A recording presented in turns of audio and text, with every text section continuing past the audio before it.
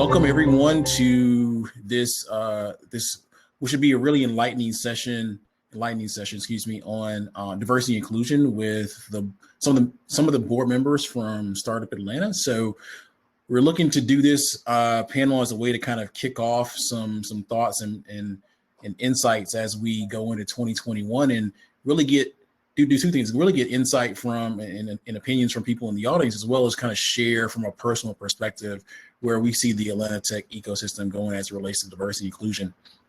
So before we kind of kick this discussion off, wanted to kick it over to the co-moderator here, Kylan Kester, for this first in the series of introductions. So Kylan, did you want to do your intro and then kick it over to someone else?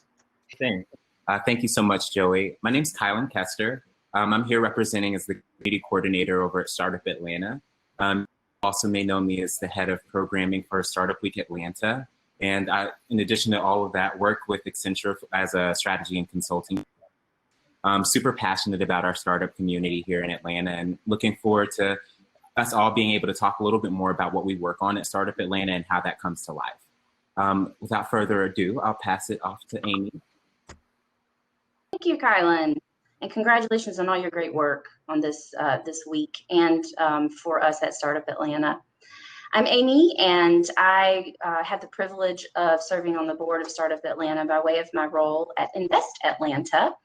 I work with technology entrepreneurs, technology companies, and innovative initiatives in the city, and represent Atlanta also to companies that are interested in doing business in Atlanta or want to land here and start a business here from other places.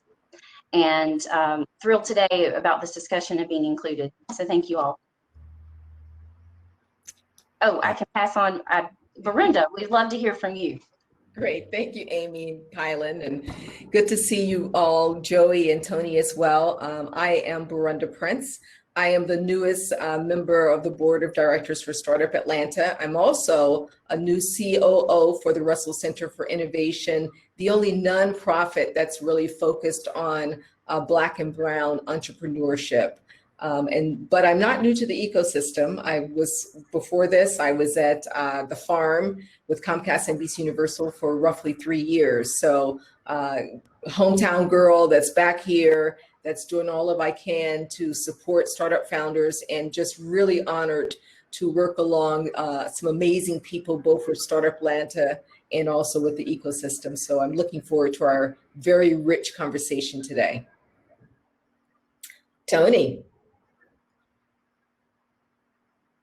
Everyone hear me? Good to go. Good to go. Startup Week Atlanta, I'm psyched. Kylan, thank you so much for putting together what's already a successful event. My name is Tony Cooper. I'm the principal of the Cooper Group. We specialize in communications strategy and, most importantly, inclusive innovation. Most people that may know me would know me from my old job at Technology Association of Georgia. I had the privilege of being Georgia's technology evangelist. But I'll keep the preaching to a minimum here today. I am just so excited to be on this panel with so many great guys that are out there doing it. I serve on the Startup Atlanta board, and I'm really excited about that because the startup community is where all the action is. It's where the ideas come forth in their purest form, and then to watch them blossom is truly amazing. And Atlanta has an exciting history around it. Awesome. And I know Larry McHugh is here as he's transitioning to the panel. Larry's a great, I really can't even describe the greatness that is Larry McHugh. I mean, Atlanta Technology Angels, super mentor, serve on the board of the Urban League of Greater Atlanta, just a super ally, just a super person, and just makes things happen. My name is Joey Womack. I'm the founder of Goodie Nation. We're focused on the relationship gap for both social entrepreneurs and diverse founders, nationally. So happy to be a part of this board. I joined, this is November. So what, two-ish months ago. It's been a great ride and looking forward to helping establish kind of some guide rails, what I consider guide rails for the Atlanta startup ecosystem in the years to come. Before we kind of go into this discussion on diversity and inclusion, and also as we were talking before the panel started with Tony, innovation, let's talk about what that actually means. So Kylan, as we prepped for this panel late last week, Kylan has some thoughts on really defining what it is. So, Kylan, before you kind of kick it to other people, want to kind of go into that a little bit more? I think one of the things that gets really important whenever we're talking about our communities and bringing them together, thinking about exactly what our goals are. And so I think that one of the things that I love is like understanding who we're trying to solve these problems. If we're here for the startup community, we have to understand what the startup community is or what a startup is to start with. And so I think that's one of the questions I would love to open up to our panelists of board members here of how do we actually define a startup and what does that mean in our community? I think there's so many definitions that can take, and so we'd love to give an opportunity for folks to get a kind of clear definition there. Yeah, I can jump in on that. Very loosely defined, a startup is a company that is building something. And it may be building something from an early stage or from a technology standpoint, having an unproven business model, but also from an entrepreneurial standpoint. A startup could simply mean that you are taking maybe a more traditional business model, doing something differently about it and leveraging that to grow the business. So very, very loosely, startup is, you're not an ongoing enterprise necessarily. You still are building, testing, maybe experimenting and iterating. You still are looking for sources of funding and coaching and all kinds of resources that you need to build your business successfully. I love that in particular. I mean, I love, not just a super scalable venture backed, trying to turn into the next Google, but also I'm looking at, companies that are, what most would consider, it's the pejorative term, the lifestyle business, which is, I think, which is perfectly fine for 99% of America, quite honestly. I'm looking at, tech-enabled companies that are using technology to enable, commercial transactions. And so my personal view is that is where most of the opportunity lies within the startup ecosystem. In many cases, diverse founders come from cultures where failure is not really acceptable. That's not something that we can really control, but what we can control is how, or the failure rate of those founders. And I think in many cases, the boom or bust mentality of the unicorn to the venture-backed world creates a really an undue amount of pressure and really forces many diverse founders to go in the wrong direction. And so I wholeheartedly encourage us to be inclusive and include tech-enabled small businesses in the definition of startups moving forward. I love that, Joey. And I can say from my perspective in Atlanta, I work with all types of entrepreneurs. And a lot of times a startup is an entrepreneur. It's usually one person. It might be 2 people. It might be 1.5 people. And they have a great idea and they continue to grow it and make it a reality. And often they don't think about technology as helping propel them in that direction. I think it's become such a scary word. And I'd love for this idea of wealth building and using technology to grow a business to not be so scary, particularly for more traditional businesses that have the capability to pivot to tech enablement. Sure. I don't know if there's anyone else that wants to kind of chime in on the definition, but before we do, I know, Larry, do you want to do a quick intro? Larry, can you hear us? Maybe I think Larry maybe still be experiencing some technical or some audio issues, but Colin, is there anything that you wanted to add? Early, I was going to also open it up to Tony and see if he might have wanted to add something for Larry. So you were right on top of it. Well, the only thing I wanted to add is that oftentimes when we talk about startups, especially here in Atlanta, we talk within along the lines of technology or technology-focused companies, and that's primarily because we do such a great job of that as a community. But startup is not just about coming up with that new thing. It may be using old tools to develop a new way to do it.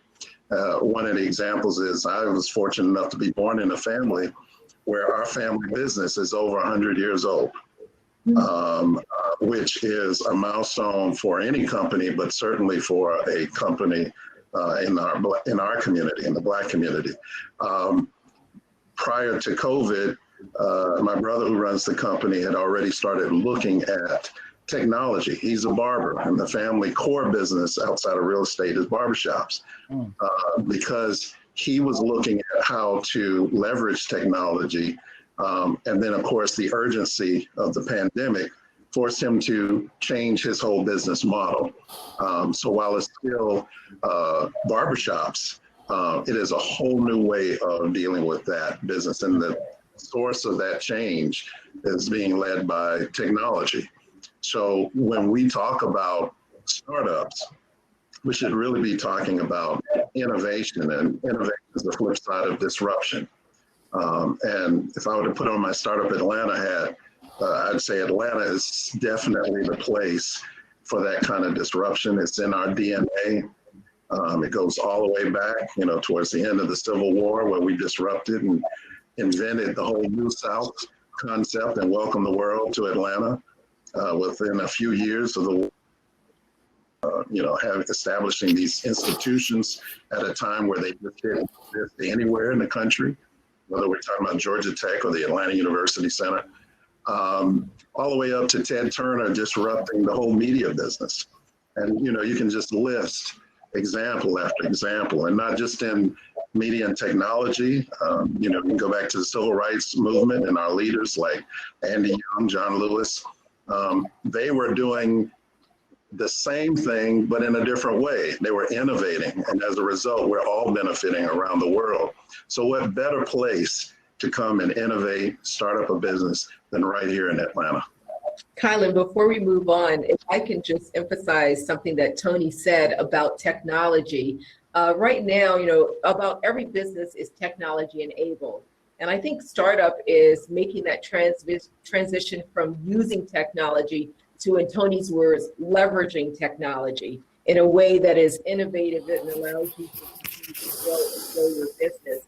So it's a nuanced distinction, but it definitely is a mindset and a way of approaching business in a different way that gives you some type of competitive advantage. I think the COVID example was an excellent one of many companies that even, despite this economic challenge, have been able to leverage technology in a way that they've been able to grow their customer base, that they have been able to expand, that they've been able to get talent acquisition and build their teams differently. So all of that is combining to create opportunity out of adversity. And I think that's one of the key fundamental tenets of startups is you do create opportunity out of adversity or out of challenge, out of problem solving.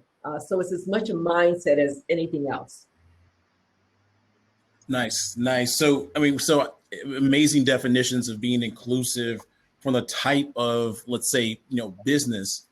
Before we kind of go into goals and our visions and stuff like that, I want to spend a little bit more time defining what we mean by, we say, like, diverse founders, and how to be inclusive, right? So personally, when I think about diversity and inclusion, I think, per of a specific community, those that are underrepresented. So for and making sure they get included in everything. Do you all have any thoughts on what specific types of groups that you all consider to be underrepresented in the startup ecosystem here in Atlanta? The short answer for me is everything except for white men, essentially. That really, and I want to broaden the definition of diversity and inclusion to encompass belonging as well, which I think is a forward-looking extension of that. But certainly intersectionality, Black women, white women, Black men, LGBTQ plus, all of those are underrepresented. It's also underrepresented in terms of thought and nuance again. So diversity has that broader implication and broader application of what that really means. And that's bringing it back to what the data says over and over and over again, that those companies that are diverse in terms of their perspective, in terms of their talent, and so on, do fundamentally better than those who are more homogenous. So if there's any kind of business imperative to make sure that this occurs, that's one that says it hits your bottom line in a positive way. Anyone else? I would add to that. I'm sorry, go ahead, Amy. I would only add to that in terms of, I would say, geographic. Oftentimes we think of innovation and startups as being purely the province of our urban centers, but where we need disruption and innovation the most is out in the rural areas to solve problems. And I would also add, we have a number of startup founders in the Metro Atlanta area who are not only on their second act, third and fourth. A good example would be Ambassador Andy Young, civil rights icon, former mayor of Atlanta. He just announced a couple of weeks ago that he's joined with rappers Killer Mike and others to start a fintech startup. So I would define diversity or really more inclusive innovation as being inclusive of everyone, with a focus on gender, ethnicity, religion, and so forth. Amy? Here, Tony. I agree. I was going to bring that up about age. I think there's just so much across the spectrum. There's so much talent, and people coming out of corporate who have a different level of experience that they can pair up with someone innovative at a student incubator program or something like that. So, yeah, inclusivity of age and geography, really good points there, and appreciate you bringing that up. Yeah, I think you mentioned that the third and fourth act, Tony. I also got to start focus on that first act. So I think when we start to be inclusive, I think more attention needs to be paid to those middle schoolers, high schoolers. You're right. We start to think about startup in terms of the earliest, like in college, like the Georgia Tech, the Georgia States, the AUCs of the world, Kennesaw States, and so on and so forth. But I think more attention needs to be paid in terms of entrepreneurship to those that are a little bit younger. The more I just hope that because I'm such a young man, I hope that when the time comes that I'll have that second, third, fourth, fifth act. But you're right. The earlier we start, the better off really the whole country is going to be. Yeah. Is based on innovation. And that brings up a really good point. At the Russell Center, we have a 14-year-old startup founder that owns his own hot dog business. He's the youngest restaurateur in the state of Georgia. So to your point, you're never too early to start and to be exposed and to really learn what it means to be an entrepreneur. You don't start that necessarily in your 20s, your 30s, your 40s, or 50s. And I think that's saying that there's no one way to approach this. There are many, many avenues to get there and many, many time frames as well. Awesome. I don't know, kind of if you had another thing. I was going to start talking about goals and stuff, but do you have any other kind of additions to these definitions? No, I think you all hit it right on the nail on the head. I think when we think about inclusion and diversity, I think what I love the most about this conversation around diversity is all of these identities that we talk through are identities that are prevalent here in Atlanta. And so I love that we're living in the future of what diversity could look like for the rest of the country. And a lot of our leaders here in Atlanta also herald that. And I think that we're in a space where we can really define how we can really make inclusive innovation look here in this city and beyond, just based off how we're moving and operating the city now. Awesome. So we start talking about how we're defining diversity, inclusion, innovation, venture-backed startups to those companies that are leveraging technology. We start talking about, groups that aren't represented as well. So everything from geography, people tend to think of Metro Atlanta or Startup Atlanta, like literally the city of Atlanta and maybe a little bit north. So further north, south, east, west, everything, all the counties in Metro Atlanta. I think there's, I don't know, Amy, do you know the actual number of counties, or anyone know? But I think I it's a think lot. Cynthia's on here. She may It's post in about- the it's chat. I think about it's 30. 29 Yeah, surrounding I think it's 30 the something. metro Yeah. area. It's 30 in the Yeah, metro yeah. area. And another plug and shout out to Startup Atlanta, our startup ecosystem guide this year really focused on all of Metro Atlanta. So not only are we looking at the core of, say, Midtown or the North Metro Atlanta area, we have information and listings from downtown to the west side, and of course the Russell Center, all the way out to Griffin, to those outer counties in the Southwest. So Startup Atlanta is definitely really embracing the inclusive mantle, not just in the usual terms, but definitely in terms of geographic. Right. Right. Yeah. Those, I mean, these areas, I mean, have to be included. Other areas, I mean, other groups, we talk about women, we talk about breaking it down by, Tony, you alluded to even religion, the LGBTQ plus community.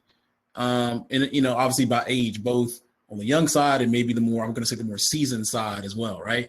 So let's talk about how the community, your personal visions on for some of these groups, given the definitions that we just gave, also, as I forgot to mention, the one of the sessions earlier in this track focused on military veterans. And that's a huge group that I think needs to be brought more into the fold moving forward.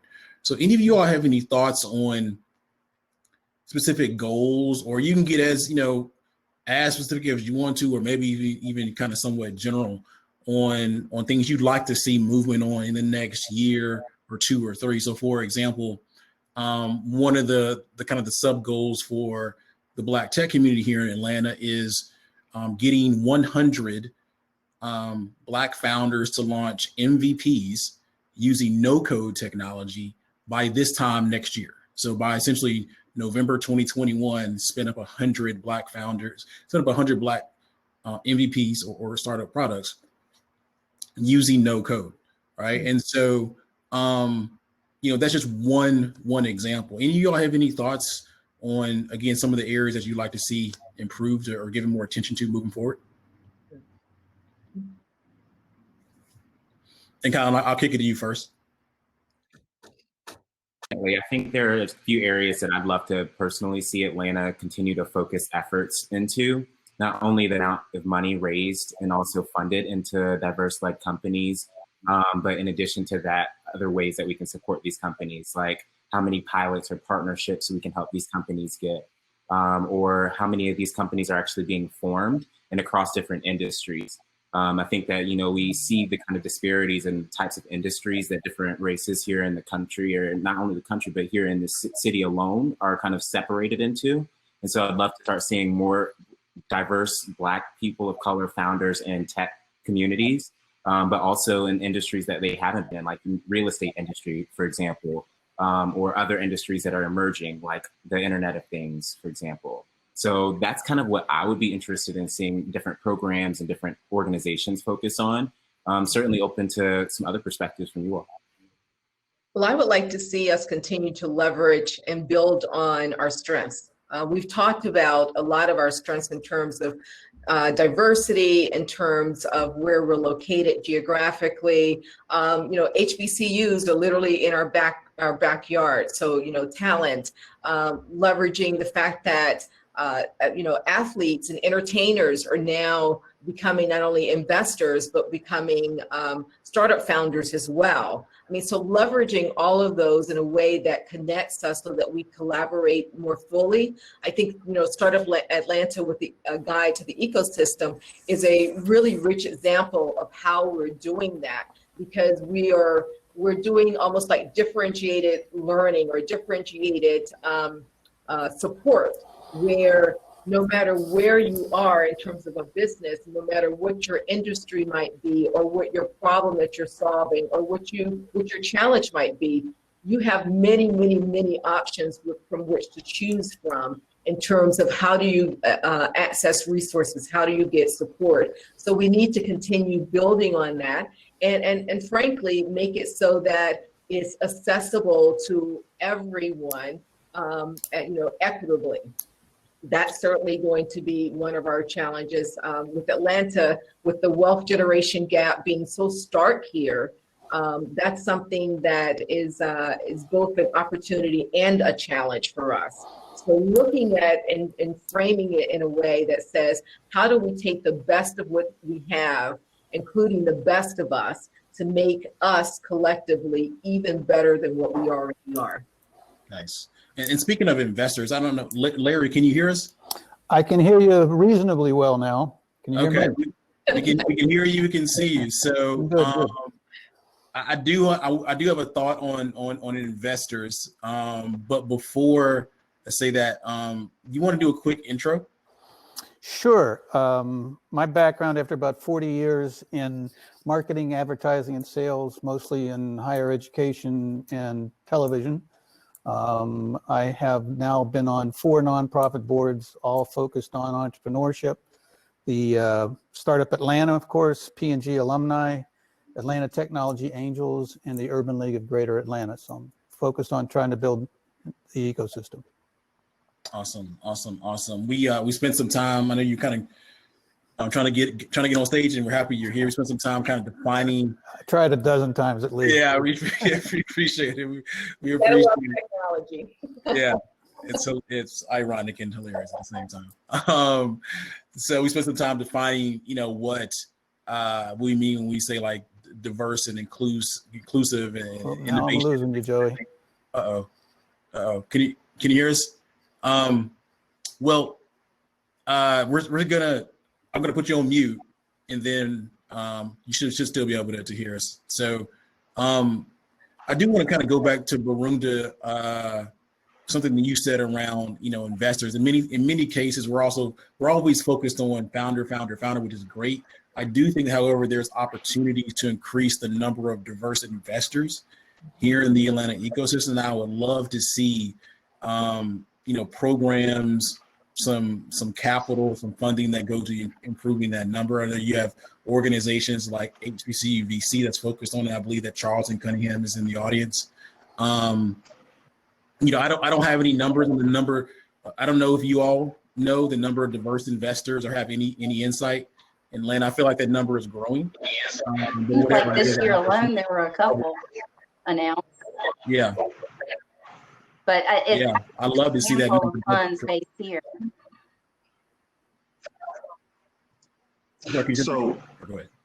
So I think it'd be also good to put into context where we are in terms of venture capital and investment.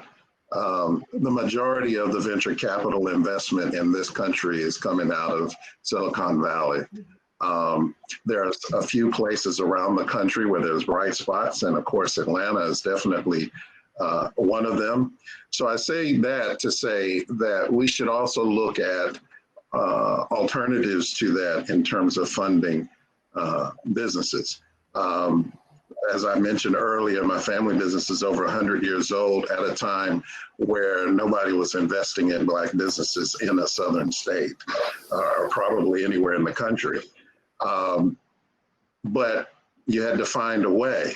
We often talk about bootstraps in the ecosystem, but you're talking about real bootstraps back in the 1920s and earlier. So we should be a little bit more open and a little bit more diverse or inclusive in the types of ways that we can raise funds to start these businesses. Because at the end of the day, if you've got a great idea and you think it's going to make a difference and impact, make you some money, you got to do what you got to do within legal means to get that business started. I know. Seeing a lot more innovation around financial access, and I know I was talking to a number of companies, and some of them based here in Atlanta. And of course, we have a strong fintech community, and that's where I'm finding a lot of this connectivity. But I think opening up our networks and always being, this is inclusion and diversity is an economic imperative. We must also be very intentional about how we connect to resources. And it's my job at Invest Atlanta to do that. And I almost wish it was everybody's job to do that and to be on top, especially in the startup ecosystem, to be on top of who needs to be making the connections. I mean, I speak to companies, entrepreneurs all the time. Maybe they're new to the community, and they're amazed at the startup guide. But even if they've been here a while, they might not know about technologists of color. They might not know about Atlanta Black Tech. They don't know about the Russell Center. And so, that, Amy. What's that? I was messing with you. I said, let's change that, Amy. Well, let's change it. Let's change it. Absolutely. And I mean, I want to do my part to help, but I just wanted to make that point that we, being inclusive is also inclusive of our network and sharing and making introductions, making friends that we might not make friends with, so that we can make these introductions and not have siloed communities, particularly in the startup business community. And the other one thing I thought about while we were talking about goals was having maybe some goals around how we think about mentorship and putting people on board like this one. I mean, let's just think through when we brought up the fact that Bronwyn was leaving the Startup Atlanta board and we needed representation from a female founder of color, and opened up that conversation. All of a sudden, the list of names, right, that came up. So, Miranda, here's Rose to the top, of course. Thanks, Amy. Welcome to Startup Atlanta board. But I think just by having that conversation, we realize, look at we all know all of these people that are talented, that have been doing wonderful work. Maybe it's not always on the front page of the hypotenuse, but it's just a thought there. I don't know what the specific goal would be. I'll think on it, Joey, because I realize this is our homework for today. But Can I jump in and also say that I want to commend Amy and the rest of my fellow board members.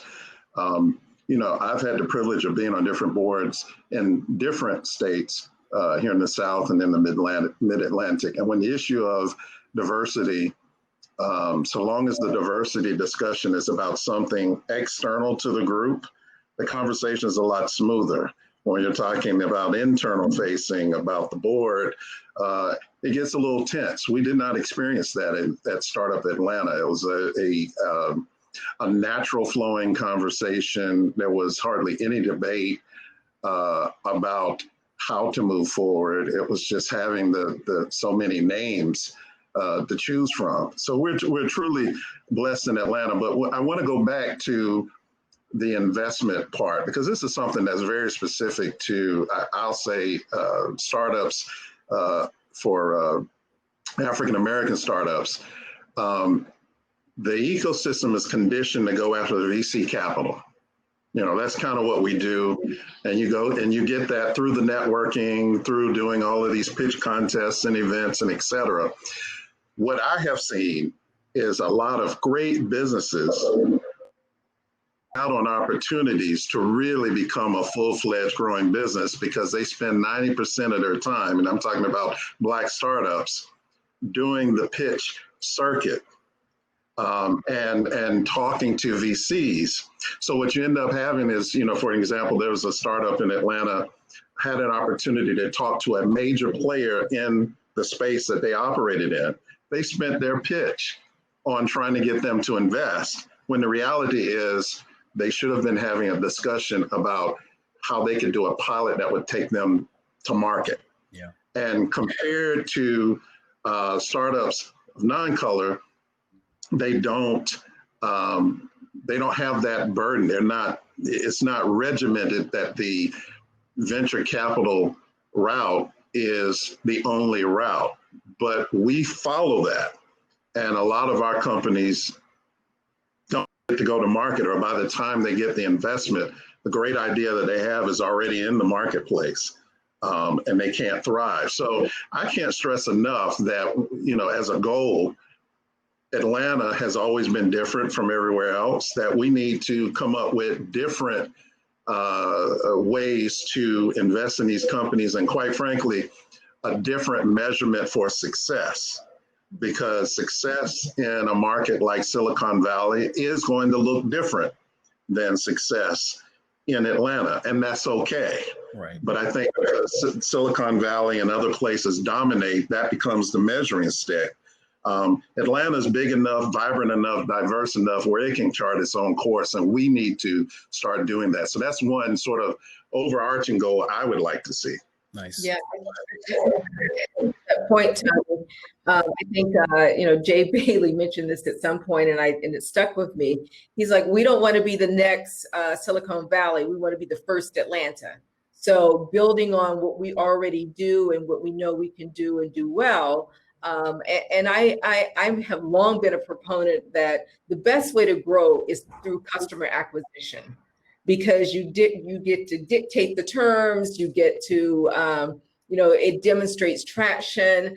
You get to keep 100% essentially of it. You're not divvying out the profits and so on. And then even if you do later on need some additional infusion or investment, your terms will be better. So you will control it more,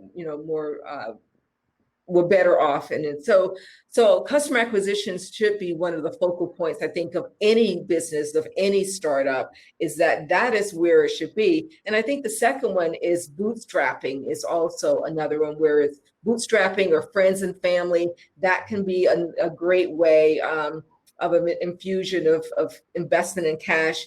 Maybe less so with the Black community, because back to the wealth gap and that may not be as robust as it is for maybe some other groups, but that is also an avenue of getting that infusion that you need, is through bootstrapping itself too. So to your point, you don't want to go down the rabbit hole of chasing VC money, because it's not guaranteed and it can detract you or distract you from the business at hand. Sure. I mean, on the capital conversation, I think for me, there's what I like to see is official programming to develop more diverse residents of Metro Atlanta as family and friends, essentially contributors.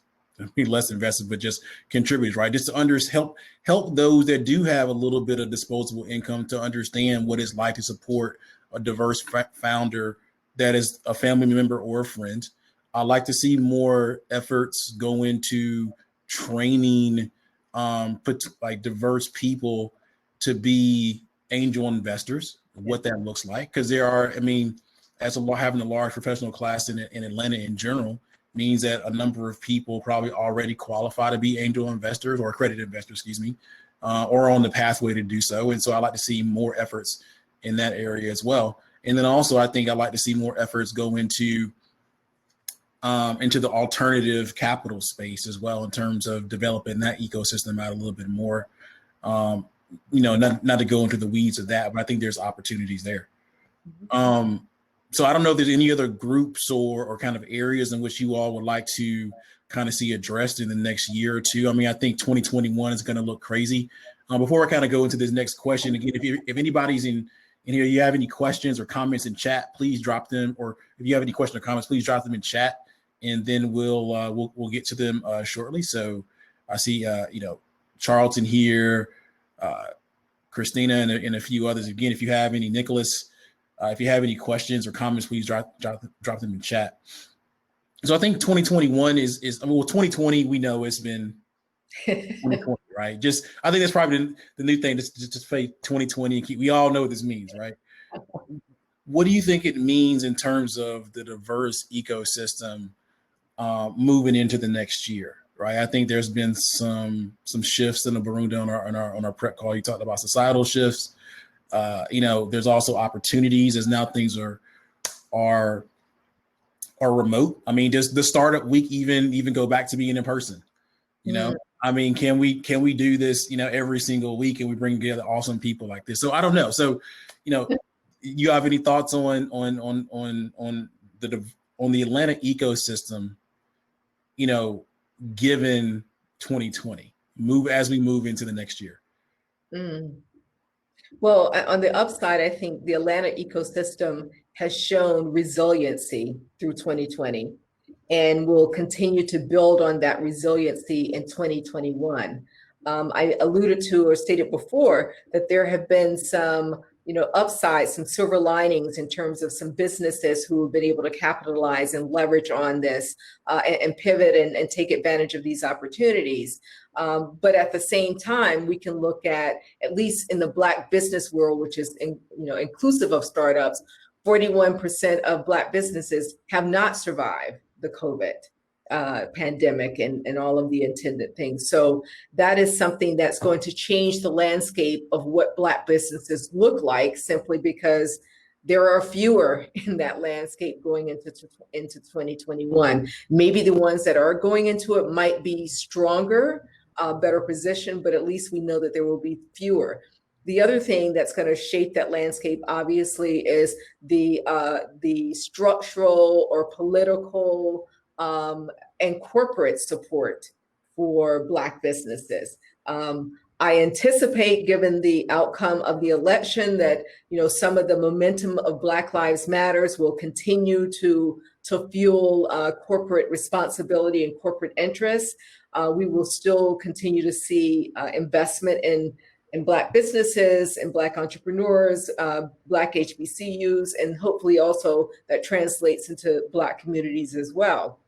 So all of that, we're going to see governmental entities, looking at opportunity zones differently. And so all of this informs what the landscape is going to look like. And I think to your point, Joey, we have to ask ourselves then, how do we shape that?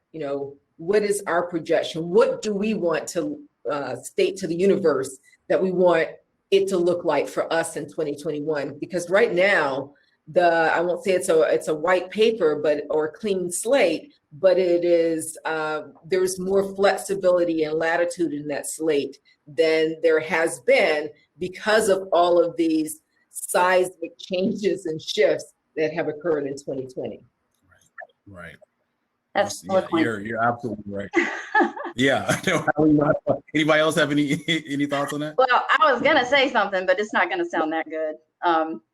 I thought that a thought that I have had a thought that I have had is, and it's really not original thought, I stole it from Endeavor.org's report about how important it is for founders who have been successful in a geography or in a place to support other founders in the growth of their business. And I keep thinking about it. I don't really know an action, but I feel like 2021 is going to be the walk the talk year.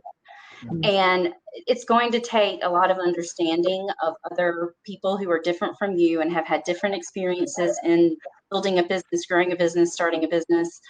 And I think it's also going to need this network that I was referring to that is also an inclusive network, and figuring out how can we leverage successful entrepreneurs, some of whom we all know and others we might not all know about them yet, but they've still been able to build a successful business, and connect them to those who are starting out on the journey, who they can relate to, whether they look the same, whether they have the same perspective on life, whether maybe they come from the same country or state or whatever. But I feel like there's something there, and maybe Startup Atlanta together with some partners could create a plan for that. Where we are, Atlanta is the first, Atlanta is the first at this. Yeah. Building a business in Atlanta is different than building one anywhere else. And being a startup here is different from being a startup anywhere else. And there are so many successes.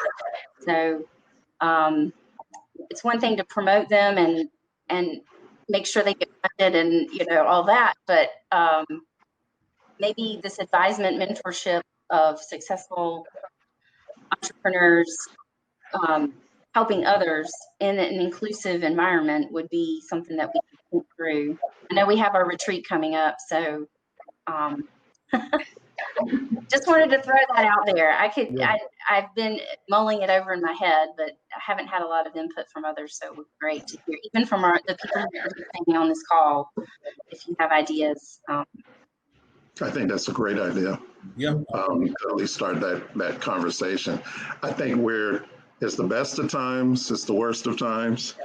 Obviously you have a lot of discussion and attention around diversity and inclusion and equity, which is a good thing. I think there are, of the Fortune 100, 48 have made significant contributions, pledges to tackle the problem of equity and diversity and being more inclusive.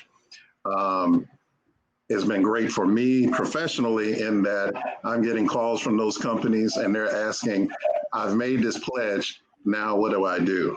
So I think the worst of times, which could potentially be bad, is with well-intentioned goodwill, is that that we're having this same conversation 3 or 4 years down the road. Right.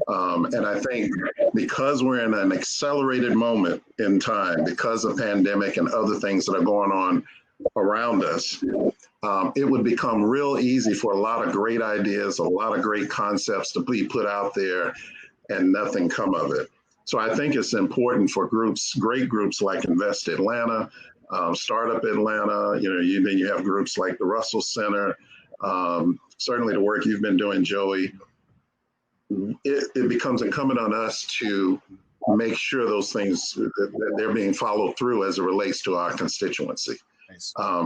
There's one major company that has pledged millions of dollars, but who's actually going to make sure that those dollars get spent? Because I can tell you, I'm old enough to have gone through a similar cycle. Yeah. And so often you'll find out that money is given even to a specific institution or a university. And you go back and find out that the institution didn't have the structure in place to even claim that money. So it's just gone in the sphere. But now, having said that, that creates more opportunity for more disruption, more innovation. So it's all hands on deck, I think. And I think Atlanta is well positioned to really lead the way. You're right. So, Tony, if I can just also echo what you're saying, it is about accountability and making sure that these very generous and lofty promises really translate to true action, but also sustained action, so that it's not the flavor of the month or of the year or of the election cycle. But, when we're talking about disparities or inequities, you can't erase 400 years in, even 400 months, weeks. I mean, you just can't. It takes concerted, consistent, persistent effort. And so that accountability piece is really required to make sure that that ongoing effort is being there. Exactly. I know. So as we have really like 9 or 8 more minutes now, again, if anybody has any thoughts or questions, please put them in chat, and then we'll get to them. In terms of closing, we do want to kind of close on a good note. Really, this whole thing has been good. So let's just be real here. With some examples before we kind of. So I want to really get your thoughts on maybe some examples of startups, maybe some that are a little bit more established, that are doing a good job with diversity and inclusion and serve as role models for where you want some of our other startups to be. Before we kind of go into that, another area that I want to see addressed in the next year, 2, and 3 is more diverse founders being hired as early employees of venture-backed startups, right? So those are the individuals, if that company goes on to do well, get acquired, IPO or something to that effect, they come into newfound wealth, and those individuals, more than likely, the evidence says more than likely, they're either going to turn into investors or they're going to leave and start their own company. Right, with more money in their pocket, with more relationships, and we know that relationships are key, right? And so if we increase the number of early employees in venture-backed startups, I think and then we retain them in Atlanta, the Atlanta tech ecosystem from a diverse perspective gets better, and really the overall ecosystem gets better. And so I don't know, do any of you all see some companies that maybe are growth stage doing a little bit better, that are doing a good job of bringing on and retaining early employees that are diverse?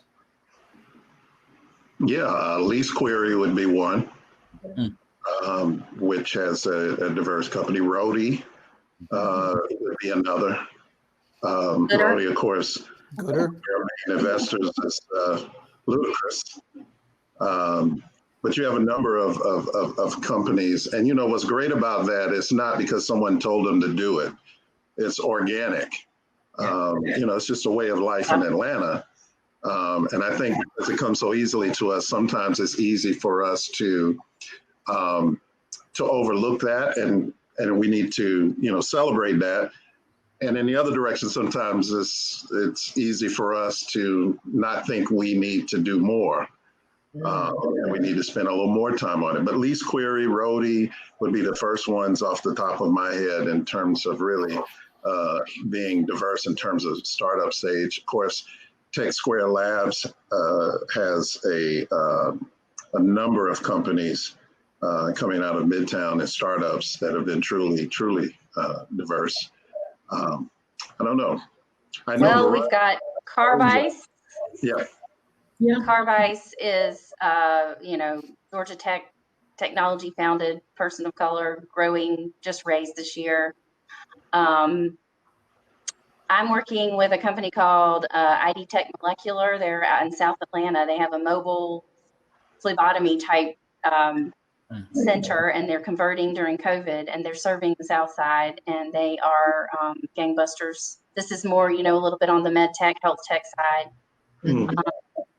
A company from New York moved here this year called Fleeting, led by an African-American founder. It's a logistics tech company, trucking industry, very interesting. And so I guess this is what I mean about there's certain companies in the Atlanta ecosystem that are getting all the headlines and they deserve them. There's also a whole swath of others. And, you know, Brenda, I love Jay's posts because he'll shout out to the talent that's coming to the center and he'll do little exposés. And, you know, I think also the more people know about these companies, the more they know, okay, they're hiring. When I talk to them about their hiring needs, I try to make sure that I'm thinking through the networks I have where I know talent is being nurtured, where they can reach out and try to make introductions. And sometimes I talk to companies and I'll say, well, if you have a diversity mandate for your hiring, I can recommend some people. And they'll say, yes, absolutely, this is important to us, you know, but it doesn't necessarily come up at the beginning of the conversation. And so you know, again, all that intention is important. You must be intentional about all of the conversations. So anyway, those were some I thought of. And then Larry said Gooder. I echo Gooder. Yeah. I can throw in that since 2015, the ATA, Atlanta Technology Angels, has made 37 investments, and 18 of those companies were founded or led by females or minorities. And I'd like to say it was intentional, but it was really just, let's say, colorblind. That's who we invested in. 50%. They were good investments. Yeah. Yes. Yeah. Good business. So we have 3 minutes. I want to give. So if I take 2 seconds, then we can all do our outros. Some of these topics will be covered the rest of the week in this inclusive innovation track. Amy, you mentioned Fleeting moved down here. That's a whole topic which will be discussed tomorrow in terms of recent transplants to Atlanta that are raising the bar. So that's going on tomorrow. We have a conversation around the new class of diverse investors. There's conversations on Thursday with Latinx leaders in the local startup ecosystem and top women CEOs in the startup ecosystem here in Atlanta. Friday goes into more corporations that have entrepreneurship support programs and initiatives. And then we conclude Friday afternoon at 2:00 with the Google for Startups Black Founders Award winners that are based in Atlanta. So tons of conversations. They're gonna take these nuggets and kind of dig a little bit deeper. But you know, again, I think those that are moving to Atlanta from other parts of the country that are, you know, and these individuals are diverse because of what's going on in the pandemic. Remote work is moving to the norm, and lower cost of living and just great culture here in Atlanta presents an amazing opportunity for us to engage them in the local startup ecosystem. And so I'd like to see that be paid attention to in the next, really around like 12 months. So any closing words? No pressure, anybody. I know we have a question in the chat here. Okay. Do a quick one here. It's Yeah. from Scott Wood. He says, you've spoken about getting regular investors to invest more in underserved communities. What can ATL do to become more mission-driven investors who care about social equity and sustainability? With our wealth of higher ed institutions here, I know we can compete. Impact investing shouldn't be the only purview of California, New York, and Massachusetts. Yeah. Yeah. Basically Boston, New York, and San Francisco. I don't know if anybody has any thoughts on it. Well, I want to shout out to Stuart Wood of Last Bottle Clothing, whose company is really recyclable plastic bottles and making them to amazing clothing. So I just want to say that, and thank you, Stuart, for that question. We clearly can do a lot more to really focus on that. I think the cities that you mentioned, or the states, California, New York, and Massachusetts, you see more of that impact investing because, frankly, there is more of a push on environmental awareness and in those communities, in those states in general. Even moving from Pennsylvania to Georgia, I didn't realize that we lacked kind of recycling, the emphasis on recycling in the same way in other places. So one of the things that we have to do, I think, is create both a push and pull where there is the legislative support and underlying to say, hey, this needs to be done, and then pushing from the consumer side saying, hey, we don't need more plastic bottles. We can all use these, reusable metal containers for this as well. And the other part of it is, I think, we will see some of that pull come from the government side now that there has been a sea change in that. So I anticipate that there will be more impetus for more companies, which then will lead to more investors coming into that particular segment and market as well. I think investing in environment and climate change initiatives is also going to impact underserved communities. There's data to show it. All of this is circular. Yeah. So my word of the year is climate, because all of the different climates that we're in. I like that. I don't know what 2021's word of the year is going to be. I'm just trying to make it to 2021. Recovery. Recovery. Rest. I don't know. I like Stuart's question. I think it alludes to a few different things. I think the impact investor or investment community here in Atlanta overall needs a lot more attention. I think there's a decent number of people in the traditional startup space that are actually impact investors without knowing it. And so I like to see that being brought to the fore moving forward. And in many cases, it's the direct investment into, to Stuart's point, into underserved communities, which should be addressed. So, I mean, you look at, I believe, I'm understanding, I think it was announced, or at least I know I talked to Barry about it with Techstar Social Impact. So I think he's dedicating his upcoming cohort to strictly focus on racial justice. And so obviously, because they're Techstars, they're getting an investment. I think it takes intentional actions just like that on a much larger scale moving forward to kind of move the needle. And I think it opens up a lot of impact investment for all moving forward. So, yeah, great question. We're leading in that. We have the Center for Civic Innovation, and CARE has its innovation center headquartered here, and there's such a number of other groups. But what I read into his question is also, what more can we do in terms of generating money? And again, I agree with you that the investment community needs to be strengthened. But what I would challenge our ecosystem to do is to find creative ways to help create those funds to invest. We have institutions that spend a lot of money on, and I'm talking about educational institutions that receive and spend a lot of money. How can we come up with the appropriate structured funds that they can start that doesn't jeopardize their mandate and what they're doing, but creates more money that can be invested. If they just did that with their own alums, you're talking about moving the needle in a major way.